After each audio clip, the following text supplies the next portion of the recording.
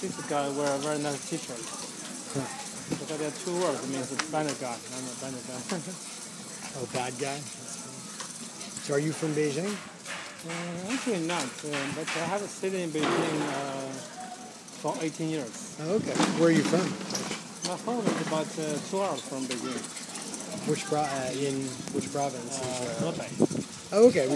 We just came. We were in Hebei. It's like Wuhan. And Yeah. We also said if you want to see the history for China only about 100 years or 150 years, go to see Shanghai. Go to see Shanghai. If you want to see the bigger change in China happening in the past 30 years, the history about China 30 years, go to see Shenzhen. So Shenzhen is a small village before 1980. Before 1980, that's like 1,000 people there. They rice paddy, they plant rice or they plant the fish, do fishing. So after 30 years, Shenzhen became a city with 7 million people in 30 years. And so the name for Hutung came from the Mongolia words. From 1276 to 1368, Beijing was the capital of the Yuan dynasty. So this dynasty named the Yuan, the spelling is Y-U-A-N. So today when you do shopping in China, you got the Chinese money, so for 100 yuan or 200 yuan, the same words, Y-U-A-N. So this dynasty was built by the Mongolia. This dynasty actually quite famous for the Western people. Western people really know China from the Yuan dynasty. One reason is because their emperor was very powerful and very military, like the first emperor, Genghis Khan, and then his grandson, Kublai Khan. They set up the largest empire in the whole world. They occupied almost the whole Asia part of Russia today. They even occupied East Europe. So at that time, Mongolia or the Yuan dynasty was the largest country in the world. Even today, some part like in Turkey and East Europe and occupied by the Mongolian people. So at that time, the capital was in Beijing. When they lived in Beijing, they faced the problem that they have to face every day. Is what you are drinking now, not tea, water. So the drinking water for most people, not really from the river, it's from the underground.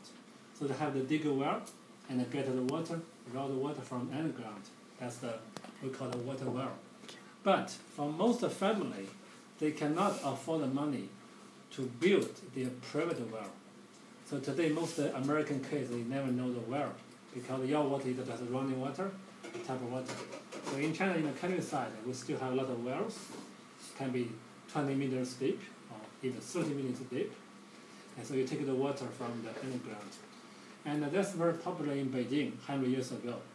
Most people, since they cannot afford the private well, so the government will make a lot of public wells, very big one, and across corner.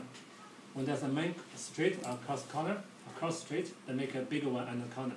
So people live nearby, you can go there and take water every day. So that's why most people prefer to build their house nearby the well, as close as possible. It's more convenient to take water every day. So when they're talking about, when they greet each other, like where's your home, where you came from, where do you live, they will say, my home is the third building or the fourth building to the left, to the right, to the back of which well. The bigger well, the third well, which well. So finally they mentioned the well so many times. So later the meaning for the well changed. It became like a mark for one street, for one cross corner. So after 100 years, from the Mongolian language, the pronunciation for well is something like a hodo. Hodo, that's the Mongolian words. But after 100 years, this word changed from hodo to hutung today. So today, hutung means the narrow alley within 7 meters or 7 feet. That's what we call a hutung. The street around 12 meters, we call it middle-sized street. More than 20, that's a main street. So if you look at the map for Beijing, today, just now some people asked me what they are playing. You can see some Chinese people, they are playing chess, right? So the street in Beijing was well planted since 700 years ago as the chessboard. The main street just go from east to west, north to south. So in Beijing, not very easy for lose their way, because the main street either north or south or east or west. But there will be thousands of hutung, narrow street, like we call the hutung, connect with those main streets where people lived. And so here is the model of the buildings. According to the Chinese century knowledge, so there will be a building like this we call the courtyard. So this one is the main building in this family. The main building, because Beijing is located in the north, and in the winter, the strong and the cold wind from Siberia, from Mongolia, will go from north. So that's why this building, they open the door and the window to the south, face the sunshine, so either for the grandparents or for parents. If the grandparents pass away, parents will move into this building. So this one is for the, oldest person, the most important person in the family. Parents live there.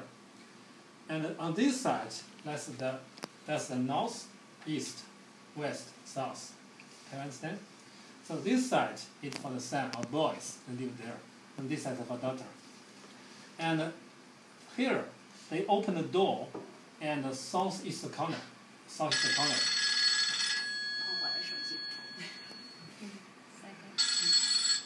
A call from White House. My people in your home.